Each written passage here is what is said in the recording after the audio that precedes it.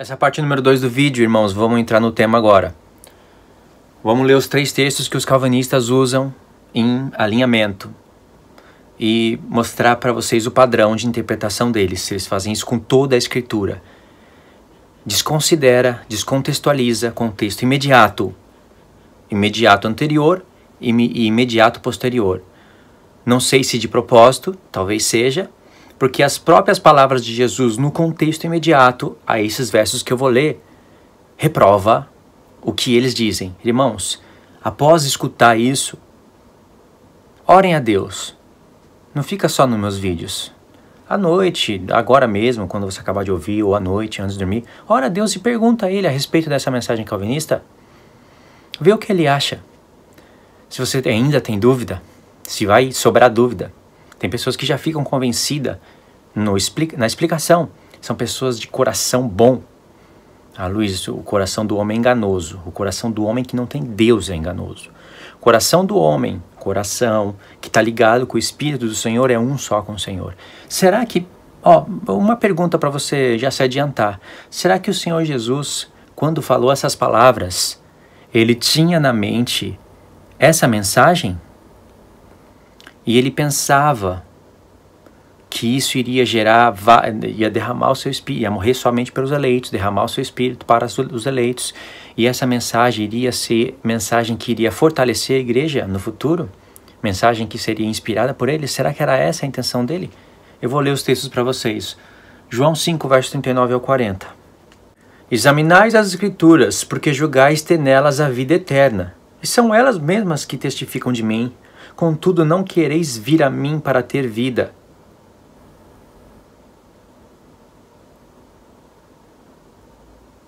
Esses 2 versos. Então Jesus está falando, vocês examinam as Escrituras, vocês julgam nelas ter a vida eterna, estava falando para os fariseus, mas são elas que testificam de mim, eu sou a vida eterna. Contudo, vocês não querem vir a mim para ter vida. Aí eles pulam, eles dão um salto, eles não querem saber nem o antes nem o depois. Eles vão dar um salto em João 6, verso 44. Olha que interessante que vai ficar essa mensagem. Que interessante não, que horripilante. Ninguém pode vir a mim se o Pai que me enviou não o trouxer, e eu ressuscitarei no último dia. Aí eles já fazem uma equação. Isso aparece muito nos vídeos do Josemar Bessa, que acaba replicando as explicações de Charles Spurgeon, considerado o príncipe dos pregadores. Eu nem sei se este homem foi salvo, para falar a verdade. Não só por causa disso, mas por causa de muitas outras asneiras que este homem falou. E foi assim que eu comecei a conhecer o calvinismo, assistindo os vídeos do Josemar Bessa, e eu falei, não, peraí, tem música bonita, né? Você já viu aqueles temas?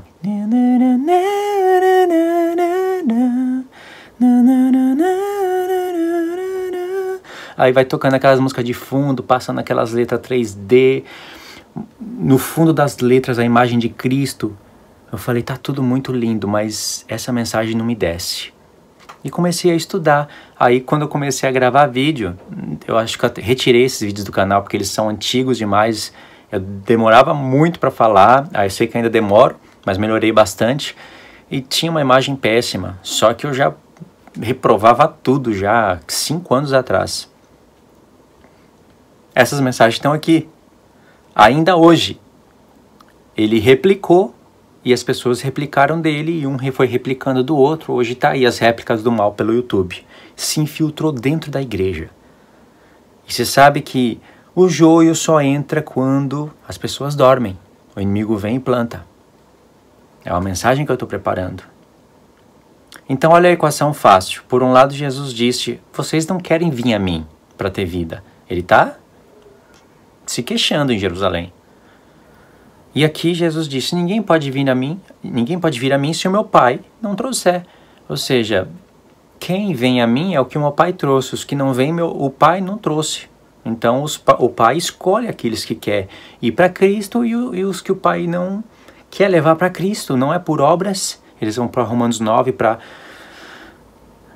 adulterar mais ainda a palavra de Deus, para ampliar mais ainda a imundícia da mensagem. Eles vão em Romanos 9 e diz que não é por obras, não é porque a pessoa fez o bem ou mal, simplesmente pelo decreto secreto, ultra secreto, mega secreto, que ninguém vai saber só lá no dia do juízo. É o decreto de Deus, a eleição. E ainda tem mais um texto, João 5, João 6, aí eles vão em João 10. João 10, verso 22. Celebrava-se em Jerusalém a festa da dedicação, era inverno. Jesus passeava no templo, no pórtico de Salomão. Rodearam-no, pois, os judeus e interpelaram: até quando nos deixarás a mente em suspenso? Se tu é o Cristo, dize-o francamente. Eu ainda estou contextualizando um pouquinho. Eles nem leem isso. Respondeu-lhes Jesus e disse: já vou-lo tenho dito, e não credes. As obras que eu faço em nome do meu Pai testificam a meu respeito. Mas vós não credes, porque não sois das minhas ovelhas. As minhas ovelhas ouvem a minha voz, eu as conheço, e elas me seguem. Eu lhes dou a vida eterna, jamais perecerão, e ninguém as arrebatará da minha mão.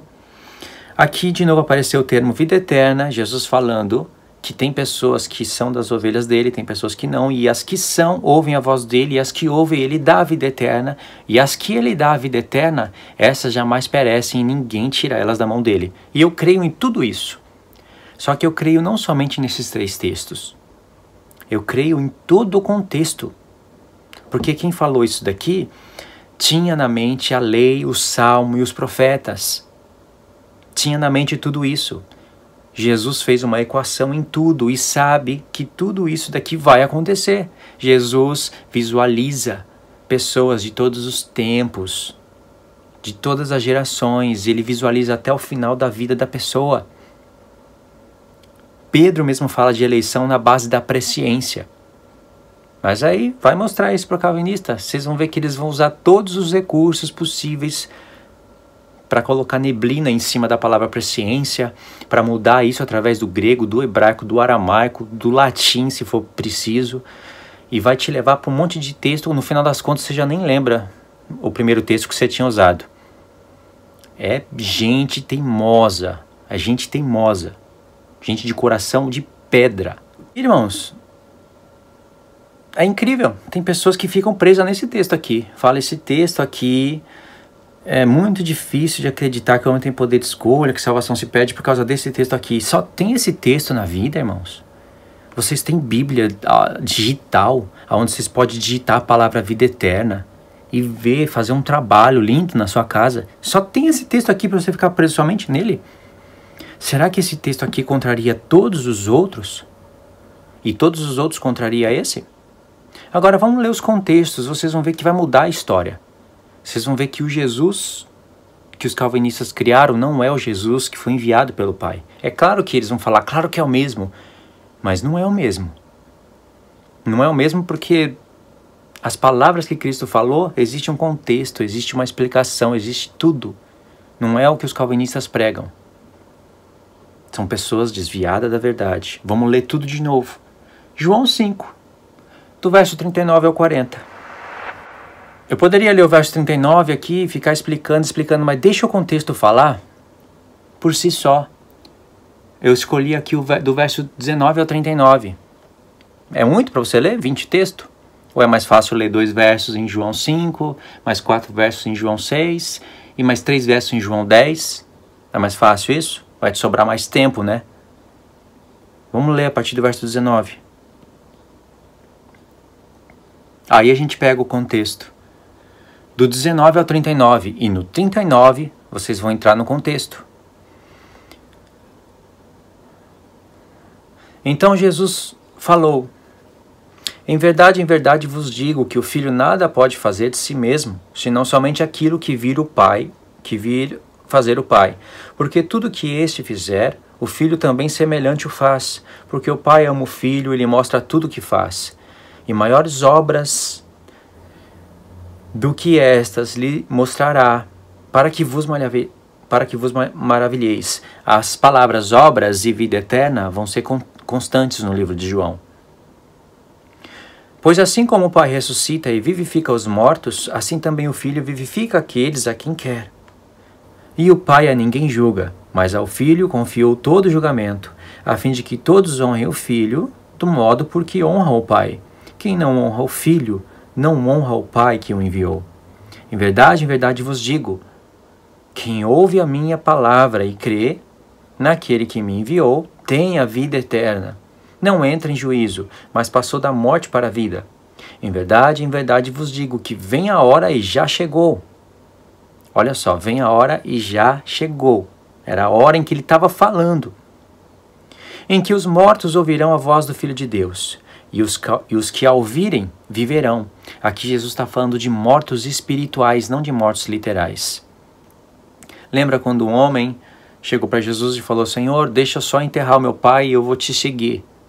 Eu vou explicar bem simples mesmo, não vou explicar o sentido de tudo isso. Não quer dizer que o pai do homem estava lá estava no velório e o homem ficou em dúvida se vai para o velório chorar o pai ou se ia ali seguir Jesus. Jesus falou: não vai chorar o seu pai não, vem me seguir agora. Não é isso não. Mas sim, o pai desse suposto homem estava para morrer e o homem queria cuidar do pai, falando assim bem simples mesmo, e Jesus falou: deixa os mortos enterrarem os seus mortos. Jesus falou de dois tipos de mortos: o que havia de morrer e os que estavam vivos iriam enterrar. Os mortos enterraram os seus mortos, mortos espirituais e mortos literais. Os mortos literais um dia estavam vivos e eram mortos espirituais. Os mortos espirituais que estavam vivos, os mortos espirituais, vocês entendem, né? Mortos espiritualmente. Os mortos espirituais que estavam vivos um dia iam morrer, e é um enterrando o outro. Se não seguir o Filho de Deus, o final da conta é morte, o final das contas é morte para todos. Isso que Jesus disse.